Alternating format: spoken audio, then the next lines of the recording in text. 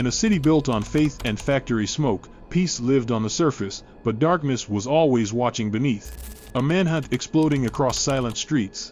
A body hidden beneath a church's stairs. A nightclub turning into a war zone. And a family picnic ending in blood. Each scene left a scar that no sentence could erase. Because prison bars can hold the guilty, but they can't resurrect the lost, and in Cleveland, their stories still whisper through the night. And this is Inside Cleveland's Darkest Black Killers, Shocking Murders, and True Crime Documentary, Part 2. Welcome back to Justice Reversed, where real crimes meet real justice. Number 1. Lorenzo Watson. Under the pale skies of Cleveland, calm streets hid the shadow of a manhunt that would grip an entire city. In the summer of 2023, 56-year-old Lorenzo Watson unleashed one of Northeast Ohio's most violent crime sprees in years. A federal probationer already convicted on drug and gun charges, Watson was accused of a string of brutal assaults and a fatal shooting across Cuyahoga County. Over just 4 weeks, he turned quiet neighborhoods into crime scenes, each one more violent than the last. On the 11th of June 2023, the first call came from East 129th Street and Superior Avenue. A man had been shot in the back with a sawed-off shotgun in an apartment parking lot. The victim survived but was left permanently injured. Police recovered a single 12-gauge shell casing from the scene. Less than 24 hours later, another man was gunned down on Delmont Avenue in East Cleveland. Shot in the stomach at close range, he was rushed to the hospital in critical condition. Witnesses described a gray sedan speeding away, driven by a man with a shaved head, later confirmed to match Watson's description. 8 days later, the violence escalated. On June 20, Watson allegedly broke into a home on Glenmont Avenue in Cleveland Heights and ambushed a man inside. Armed with a sledgehammer, he struck the victim repeatedly in the head until the man, bleeding and disoriented, crawled out a second-story window and jumped to safety. Investigators later recovered the hammer, its handle splintered, and found Watson's partial fingerprints on a nearby doorknob. Then, on the 6th of July 2023, the spree reached its deadly peak. Inside an apartment building on Terrace Road in East Cleveland, Watson and 2 accomplices allegedly orchestrated a robbery that turned into execution. Detectives believe a woman lured the victim from his room under false pretenses before Watson appeared with his shotgun. One blast to the face ended the man's life instantly. Ballistic testing later confirmed the same weapon had been used in the previous shootings. By mid-July, multiple law enforcement agencies were on high alert. The Northern Ohio Violent Fugitive Task Force, working with the U.S. Marshal Service, Cleveland Heights Police, and CMHA investigators, launched a coordinated hunt. On July 13, a $10,000 reward was announced for information leading to Watson's capture. The following day, after a tip to Crime Stoppers, officers surrounded a residence on East 125th Street. Inside, Watson was found hiding in an attic. He surrendered only after officers warned that a K-9 unit would be sent in. 2 women at the home were also arrested for obstruction and harboring a fugitive. At his arraignment on July 18, Watson pleaded not guilty to aggravated murder, felonious assault, and weapons charges. His bond was set at $1 million. The court scheduled a pretrial hearing, but no verdict or sentencing had yet been issued. Justice moved in silence, but its reach was absolute, proof that no city sleeps when violence tries to hide beneath its streets. Before moving on, if this truth hits you, press hype, stand with the forgotten, amplify justice, and make sure silence never buries the voices of the lost. Number 2. Jamal Kukla. Under the gray sky of Cleveland's Slavic village, a quiet church hid the secret of an unthinkable crime. In September 2018, 31-year-old Jasmine Washington, a mother of 3 and daughter of a local reverend, was found brutally murdered behind the Broadway Christian Church. Her killer, 29-year-old Jamal Kukla, had beaten her to death with a garden tool before dragging her body under the church stairs to conceal it. The neighborhood was left stunned, a sanctuary turned into a crime scene, and a community of faith forced to confront horror on its own doorstep. For nearly 2 years, the Cleveland Police Homicide Unit worked tirelessly alongside the FBI and the Ohio Bureau of Criminal Investigation to identify the perpetrator. Investigators processed DNA from the garden tool and surrounding surfaces, but none matched anyone in the national database. Hope faded until early 2020, when forensic analysts applied a relatively new method, familial DNA analysis. The breakthrough came when the database revealed a genetic link not to a direct match, but to a close relative of the killer. The lead pointed to Jamal Kukla, a man already known to local law enforcement for unrelated offenses. Detectives began surveillance and obtained a DNA sample from an item he discarded. When the results came back, the match was conclusive. On the 27th of May 2020, officers moved in and arrested Kukla without incident. The case that had haunted the Washington family for 2 years had finally found its suspect. Following the indictment, Kukla faced multiple charges, including aggravated murder, kidnapping, felonious assault, tampering with evidence, and gross abuse of a corpse. However, the legal process soon stalled. In April 2021, a psychiatric evaluation found Kukla incompetent to stand trial. The court ordered him to undergo treatment at North Coast Behavioral Health in Northfield, where he remained under supervision until restored to competency. The ruling delayed justice for months, but by late 2022, the trial was ready to proceed. On the 31st of October 2022, the case opened before Judge Deborah Turner in the Cuyahoga County Court of Common Pleas. Prosecutors presented the forensic timeline, DNA evidence on the murder weapon, traces of soil linking Kukla to the scene, and the sequence of his movements before and after the killing. Witnesses testified to seeing him near the church that night, and jurors were shown photographs of the blood-stained area beneath the stairwell where Jasmine's body had been discovered. On November 10, the jury returned its verdict, guilty on all major counts. 1 month later, Judge Turner sentenced Kukla to life in prison with the possibility of parole after 15 years. Family members of Jasmine Washington attended the sentencing, their faces marked by grief more than anger. Kukla's attorneys filed a notice of appeal, but as of now, he remains incarcerated, serving his life sentence. In the end, science became the voice Jasmine could no longer raise, a quiet truth cutting through silence, unmasking a killer, and bringing light back to the shadows beneath the church's stairs. Number 3. Jaylon Jennings. It began as just another summer night in downtown Cleveland, until the noise turned to screams. In the early hours of the 9th of July 2023, 25-year-old Jaylon Jennings of Lorain opened fire on a crowd outside the Rumor Bar and Lounge on West 6th Street, injuring 9 people in a targeted attack that transformed one of the city's busiest nightlife blocks into a chaos of screams and blood. The victims, 7 men and 2 women aged 23 to 38, were left wounded and terrified in the street. According to investigators, Jennings' rampage began inside the lounge, where he recognized several of his intended targets. Around 2 a.m., he left the club with an associate, Kevin Delvey Solomon, and retrieved a weapon from the trunk of Delvey Solomon's car, a Glock pistol fitted with an extended magazine capable of unleashing dozens of rounds in seconds. Surveillance footage later showed Jennings returning to the same block minutes later, positioning himself near the entrance as the crowd began spilling out of the bar. At approximately 2:30 a.m., Jennings raised the weapon and fired repeatedly into the mass of people, sending bar patrons scrambling for cover as bullets ricocheted off parked cars and storefronts. Within seconds, 9 people were hit, shot in the legs, wrists, feet, and forearms. Witnesses described the scene as frantic and disorienting, a blur of screams and shattered glass as the gunfire echoed down the narrow downtown street. Jennings fled immediately, jumping into the waiting vehicle and speeding away into the night. The Cleveland Police Department quickly launched an intensive investigation, working alongside the U.S. Marshals Service and the Northern Ohio Violent Fugitive Task Force. Detectives collected surveillance footage from nearby businesses and traced the getaway vehicle to Lorain, roughly 30 miles away. 2 days later, on July 11, officers surrounded a home on Toledo Avenue. Jennings was found hiding inside and arrested without incident. The weapon, identified as the same Glock used in the shooting, was recovered during a subsequent search. Records revealed a long criminal history stretching back to 2018, including prior drug convictions and multiple failures to appear in court.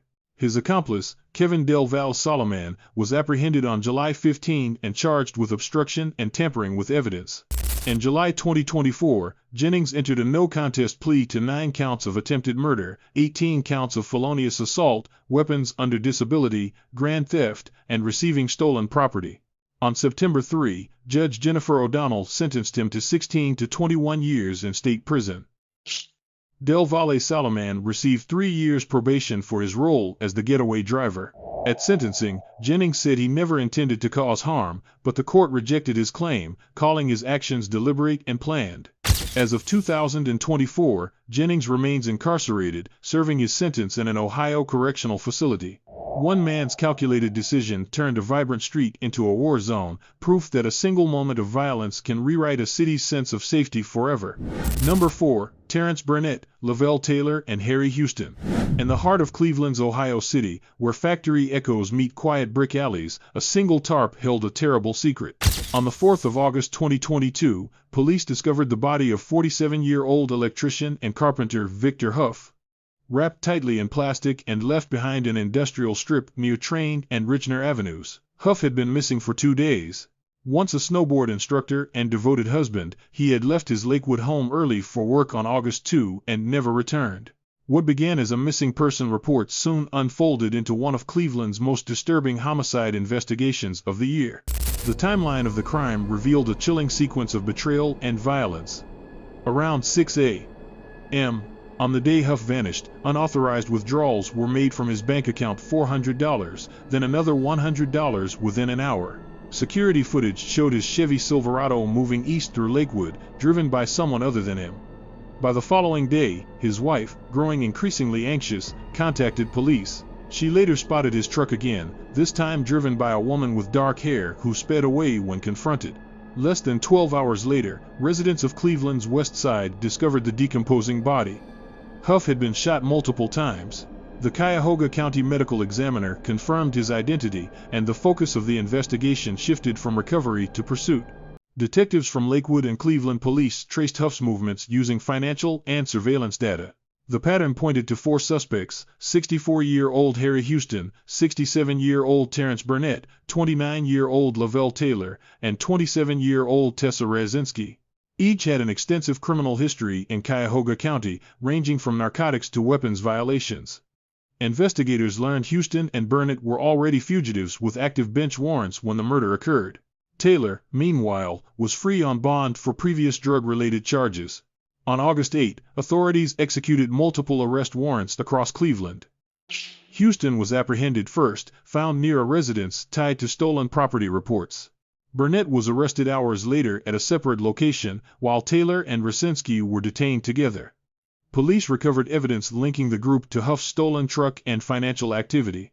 Though prosecutors initially filed aggravated murder charges, plea negotiations gradually reshaped the case over the following year. By mid-2023, the defendants began entering guilty pleas. Burnett and Taylor admitted to their roles in the aftermath of the killing, while Raczynski pleaded guilty to obstruction and drug possession. Houston, the oldest and central figure in the case, ultimately accepted responsibility for involuntary manslaughter, tampering with evidence, gross abuse of a corpse, and having weapons under disability.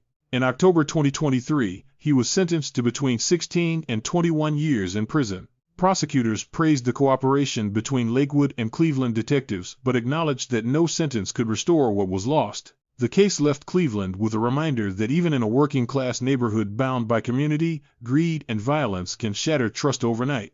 And when truth finally surfaced beneath that tarp, it revealed not just a murder but a city forced once again to face its shadows. Number 5. Cornelius Pames. They trusted the walls of their homes to keep danger away, unaware that within weeks, one man would destroy that illusion forever. In late 2018, Cleveland's Slavic Village neighborhood became the center of a chilling series of crimes that stunned Ohio law enforcement and horrified residents. The perpetrator was 27-year-old Cornelius Pames Jr., a convicted felon who had been released on parole after serving time for assault and burglary. On August 17, he failed to report to his parole officer, effectively vanishing into the same community he once lived in. What followed was a 3-week sequence of escalating violence that revealed the devastating consequences of a single missed check-in. On the 12th of September 2018, Pames targeted a home on Gertrude Avenue. Inside, a 14-year-old girl found herself cornered when Pames forced his way in. He tried to pin her to a bed and assault her, but she managed to break free and escape. Investigators would later describe this as the first sign of an emerging pattern. 5 days later, on September 17, he struck again, this time with deadly results. Pames broke into another residence on the same street by pushing in a window air conditioning unit. Inside were 94-year-old Eusebia Garcia Gutierrez and her 74-year-old daughter, visiting from Honduras. The intruder smothered the elderly woman with a pillow and beat her severely, inflicting fatal blunt force injuries. He stole electronics, jewelry, and cash before disappearing into the night. Detectives later said the randomness of the violence made it even more disturbing. His final known attack took place on the 1st of October 2018. Using a crowbar, Pames broke into an apartment on Park Avenue while a girl with developmental disabilities was doing homework. For nearly 3 hours, he assaulted and terrorized her, threatened to kill her and her mother, then duct-taped her to a chair before stealing laptops and electronics. The brutality mirrored the earlier crimes and left a forensic trail investigators could not ignore. The Cleveland Division of Police launched an intensive manhunt, coordinating with state parole officers and forensic experts. Evidence began to connect each crime scene to the same suspect. DNA collected from the duct tape used to bind the 16-year-old victim matched DNA found at the Gertrude Avenue murder. The Cuyahoga County Medical Examiner confirmed that the samples were linked to Cornelius Pames. Detectives also traced a stolen iPhone from the Gutierrez home to a device used by Pames after the crime. On the 15th of October 2018, he was arrested without resistance. In May 2021, Pames pleaded guilty to involuntary manslaughter, rape, kidnapping, attempted murder, aggravated burglary, and escape. On June 17, Judge Peter Corrigan sentenced him to 40 years in prison and ordered lifetime Tier 3 sex offender registration. The victims' families quietly listened in court, their grief evident but contained. Now serving his term in an Ohio correctional facility, Pames remains a stark reminder of how quickly violence can spread when oversight fails. Even after justice is served, the echoes of his crimes still haunt the streets where it all began. Number 6. DaJuan Evans. Sheila Wallace began her evening walk as she always did, unaware that a quiet January night in Cleveland would turn into tragedy. In 2019, the Bel Air Paritas neighborhood of Cleveland, Ohio, was shattered by the random killing of 58-year-old grandmother and Cleveland Clinic employee, Sheila Wallace. Known in her community for her kindness, she was shot and killed without provocation while walking her dog, Winston, in McGowan Park. Her death remained one of the city's most haunting unsolved cases for years until forensic science and persistent detectives pieced together the truth that led to the arrest of DaJuan Evans. On the evening of the 17th of January 2019, around 7 p.m., Wallace was following her nightly routine, walking Winston along the park's path. Surveillance footage later revealed 2 young men, one identified as Evans, crossing her path. Without any known motive or interaction, Evans turned back, raised a handgun, and fired 4 shots. 2 bullets struck Wallace, one in the head and another in the chest, killing her almost instantly. The remaining shots missed and echoed across the park as Evans and his unidentified companion fled. Neighbors rushed outside after hearing gunfire and discovered Wallace lying on the ground, her loyal dog trembling beside her body. Emergency responders confirmed she died at the scene.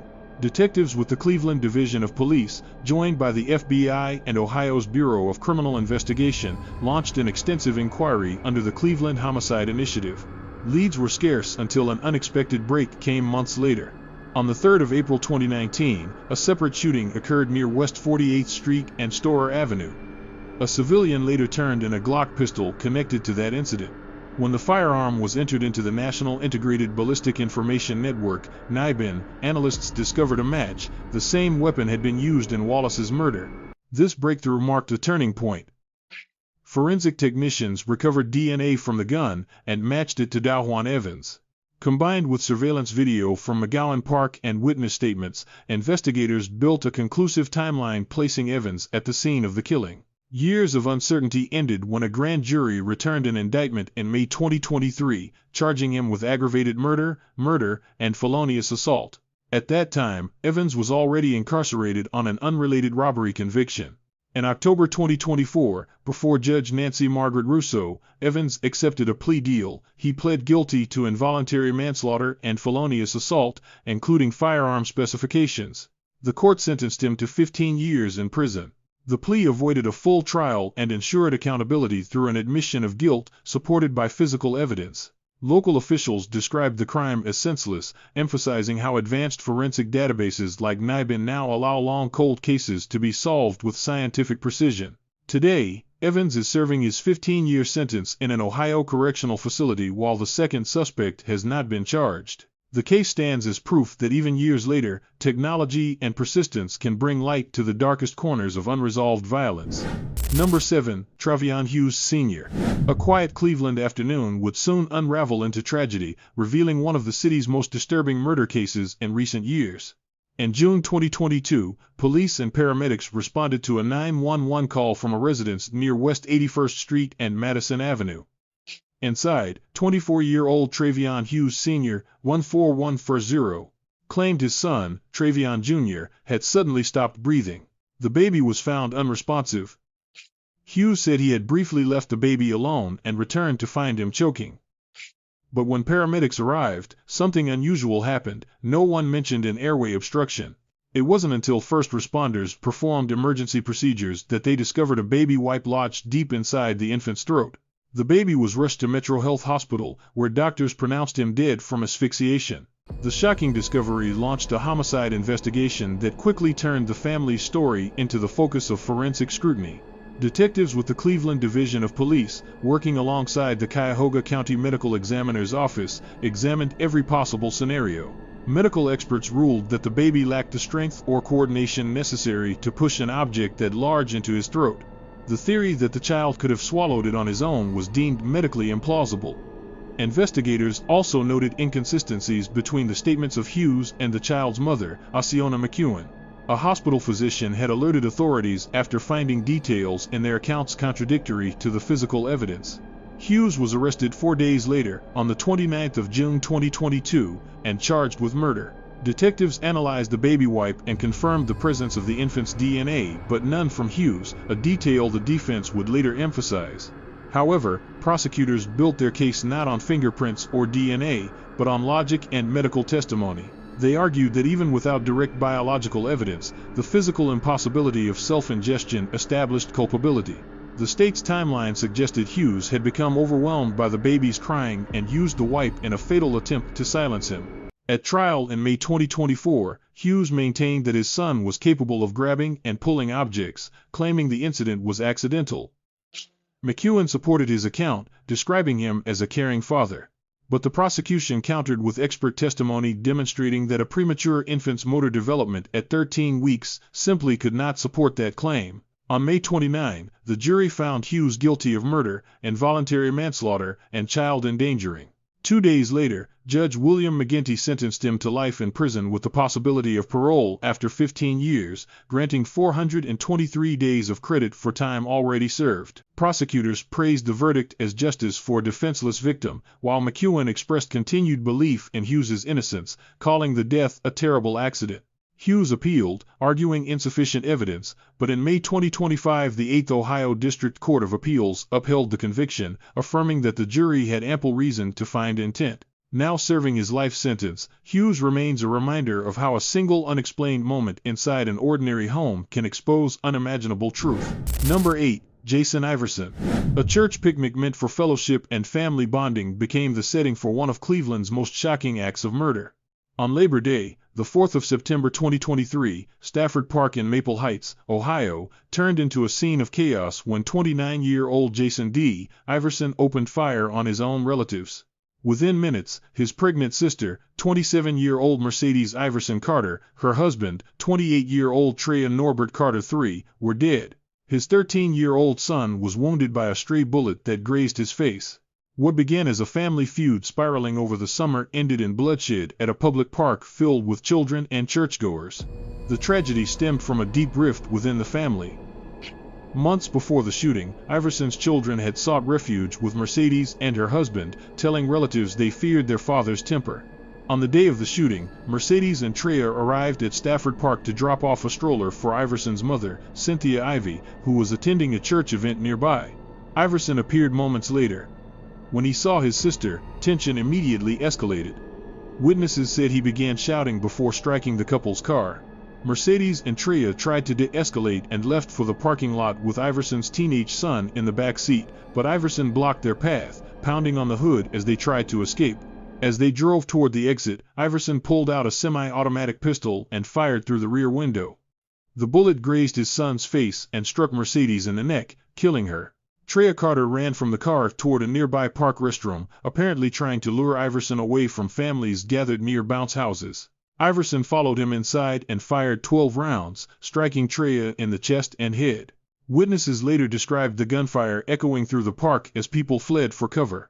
Maple Heights police officers arrived at 3:15 p.m. after multiple 911 calls reported shots fired. Iverson was arrested within minutes as he attempted to run from the scene. Investigators later retrieved surveillance footage showing him pounding on the car and entering the bathroom with his weapon drawn. Ballistics evidence confirmed that the same gun fired all of the recovered shell casings. The Cuyahoga County Medical Examiner ruled the deaths of Mercedes, Treya, as homicides caused by gunshot wounds. In March 2024, Iverson pleaded guilty to 3 counts of aggravated murder and 1 count of felonious assault for shooting his son. On April 17, Judge Rick Bell sentenced him to 3 consecutive life terms, without parole, plus 8 additional years. Iverson now serves his life sentence in an Ohio state prison, where he will remain until his death. What happened that afternoon endures as a chilling reminder that sometimes the greatest threat to a family's peace can come from within its own circle. Each story you've heard tonight isn't fiction. These are real names, real lives, and real consequences, echoes of pain that still haunt the neighborhoods where they unfolded. But justice, though slow, never sleeps. And here on Justice Reversed, we'll keep bringing you the untold truths behind America's most shocking murders, one case at a time. So if you believe in truth over silence, hit subscribe, tap the bell icon, and be the first to witness the next descent into the dark heart of crime.